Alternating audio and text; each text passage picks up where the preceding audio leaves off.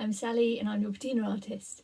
Thank you so much, Hamsey School, for sending in all your pictures and designs for Tudor and Stuart costumes.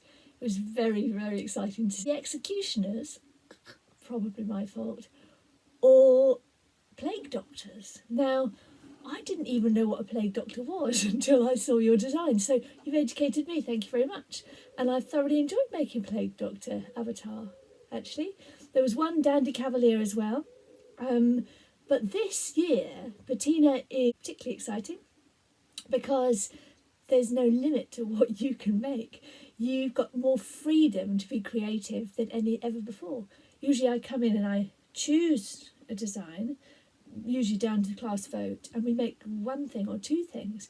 But you guys can make anything from the Tudor and Stuart eras for your avatars. So if you don't like what I'm making today, don't worry, make your own thing. It's better, actually. More variations, more exciting.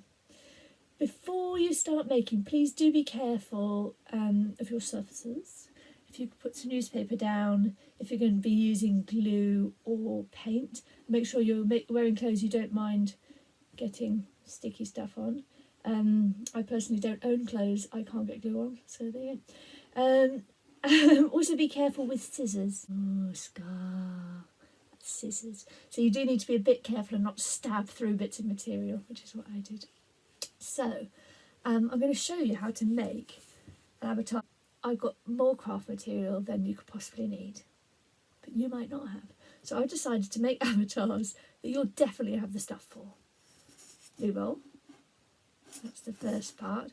A cereal box, if you don't eat cereal, any old cardboard will do. And glue. Now, when I use glue, and I will be doing this today, I use a glue gun. Now, if you've got a birthday coming up, or, you know, parents who haven't had all their income removed by COVID, you might want to get one of these because they're the best thing ever. This is a cool melt glue gun. There are several different designs. Make sure you get a cool melt one, because what happens is the glue heats up in here. This is the glue, and it comes out here hot, and it sticks within seconds. And if you've got no patience, like me, that's brilliant. Otherwise, of course, you can use Pritt Stick or PVA or tape. I've got sellotape, masking tape here. So I'll show you how to use just whatever you've got, because whatever you've got is what you've got to work with at the moment, isn't it? So scissors, paper, glue roll, probably a pen or a pencil. Sorted. Okay, so here are step-by-step instructions on how to make your plague doctor. The first thing you're going to need is a glue roll, and we're going to make his cloak first. So the drapey bit that goes around here. What you've got to do is you've got to get the middle of a cereal box or just a big-ish bit of cardboard. If you've got black card, all the better, then you don't need to colour it in or paint it afterwards. It's fiddlier than you think. You want the cardboard side out. You stick it down. I'm going to use masking tape, but you can use any other kind of tape or glue. And stick one corner at a slant onto your glue roll. Press it down, and then make a cone shape out of it. By that I mean I need you to be smaller at the top and wider at the bottom. There's the top and there's the bottom. I just chopped off that bit straight.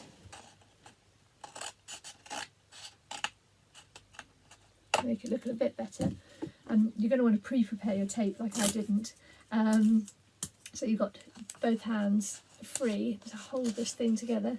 And then you get your scissors and chop off the bottom, however long you want your guy to be.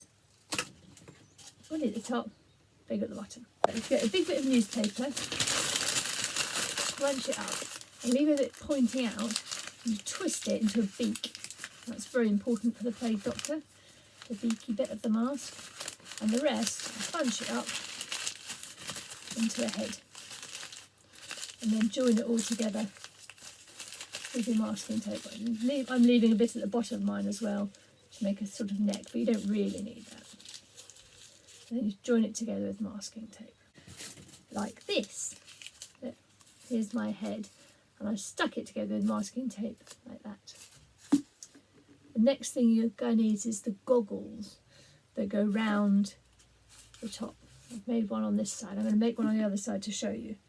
So you need another bit of newspaper ripped that way. And you're going to need it to be a thin strip. So I've got ripped off a bit, and I'm going to roll it up. I have to use the surface to do that, so you can't see it. But there you are. I've rolled it into a thing, and again fix it with a bit of masking tape, just to stop it unravelling while you're doing the next bit. Sellotape does work, but if you're painting it afterwards, it's harder to paint over sellotape. So if you are going to paint it, just try not to use sellotape. Sorry. But masking tape you can paint over really easily. So now I've got a little strip. I'm going to roll it up around my finger to make the shape of the outside of the eye. I did the other one around my finger as well, so I know they're the same size. I used the same finger. And you stick it on the front there, and again use masking tape to stick it on. And the masking tape, put it on the side, one side, and then get a pen or a pencil, poke it in the middle to make sure it goes into the middle of the eye and you don't lose the shape, because otherwise you lose the shape of the inside of the eye when you put the tape over. So make sure you give it a good poke with the bottom of a pen or a pencil to keep that shape. We'll do that on, just use quite a lot of masking tape on there. Or paper mache will work just as well. Just stick his head in there, and you can angle it if you wanted to be looking down at someone with disgust or raising his eyes to the heavens or whatever.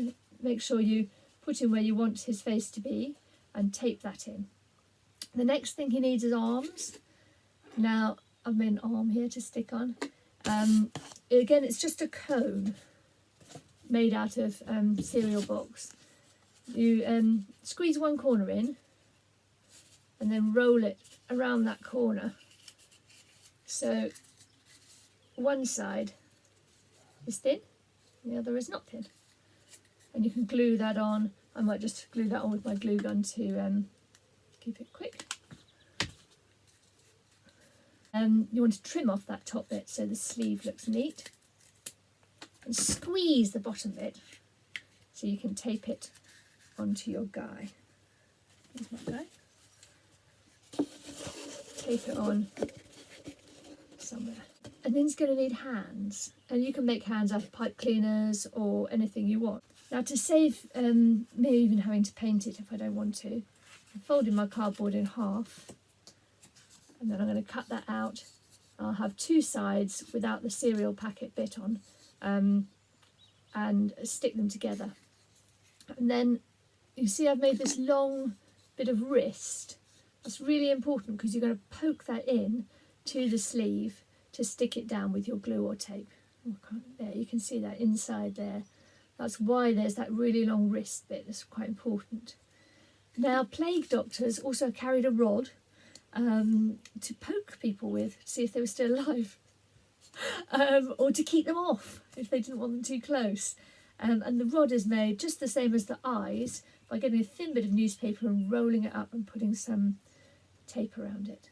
The only other thing your creature needs is a hat. And to make that, I've got the head of my plague doctor and laid it on a piece of cardboard like that and drew round it to make sure that his head was the right size. It's got quite a small head, this one. And then I drew a bigger circle round, and I didn't worry about using a compass or anything, just made it vague, a vague circle to make the brim of the hat. I cut that out, and then you need to cut out a strip to make the brim. Now you want it twice as wide as you think the brim of your hat needs to be, because, I'll show you why, you need to fringe the edges. So probably easier to see on that side. If you cut a little bit up all the way along, if you do that on both sides, you can bend those bits in. When you cut out the brim of your hat, you fold those out on that side, and you stick it down onto the, so it, you can tape that onto the brim of the hat, and you feather the top edge and you poke those in, poke them in to the hat, because that's going to do the top of the hat. You get another piece of cardboard, and you draw round, assuming I've stuck this together, draw round that shape. That's the brim of my hat. Let's do it there. We have all the bits. Draw around that, and then you've got the top of the hat. So can you see that? These bits are fringed, pushed out and taped down onto that brim that I cut out earlier. This bit is just a flat, roundish bit of cardboard, and inside you can see the fringe has been pushed in to have something to stick that top bit onto. And there's your little guy's hat. Lost his head again. There's his body. There's his head with its eyes. There's his hat. And you want to stick it all together. And then you need your arms obviously stuck on as well. There's the rod. And that is how to make your plague doctor. So now we've made an avatar. Obviously you have to paint it. He's not finished. I will paint him, I will finish him. But he needs to be black. He's just black, apart from this mask. The plague doctors wore this mask, and that's white round there, and white down the beak. And the beak was stuffed with smelly, good-smelling things, like mint or lavender, because they believed that the plague was spread by how bad it smelled. So if you were smelling lovely things up your masky beak, you couldn't get the plague. It's not science, but that's what they believed. So when you've painted him, what we're going to do with them is we're going to have a virtual parade. So you need to send a picture or a video of your avatar to us at this address. The address you sent your designs to, if you've already done that. Excuse me, little avatar. It's Patina2020 Hamsey at gmail.com. Patina2020 Hamsey at gmail.com. Really, please send us pictures and videos of them. We really, really, really want to see them. And we're going to make a Patina parade video. So if you want to have a background to it, you know, jazz it up, you can have it walking down across a picture of Lewes High Street, or you could draw all your friends watching, or you could have a banner, have your little avatars holding a Hamsey banner. Imagine you're actually, these little people are doing the parade for you at the moment. Or you could do a little animation. But if you didn't want to make a plague doctor, I've made an executioner here. Again, I was working with what you all have in your house. So my executioner is me underneath there, look, it's me. Pull down my mask. Guess what it's made of? One of my children's school socks. Yes, I thought you might have a stray black sock. All I've done is I've put a sock on, and I've cut a hole for eyes and a mouth, glued it together at the top, cut a little hole in the side to stick my arms on, and this is just cereal box again. There's the loo roll underneath. Frilled the edges. Obviously you could decorate it if you had, they usually wear more belts or something fancy. You can look up pictures.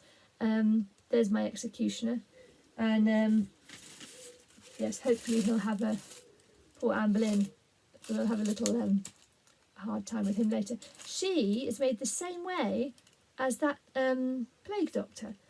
I've just put a piece of paper over the newspaper on her head and frilled the edges and coloured them in with a felt tip.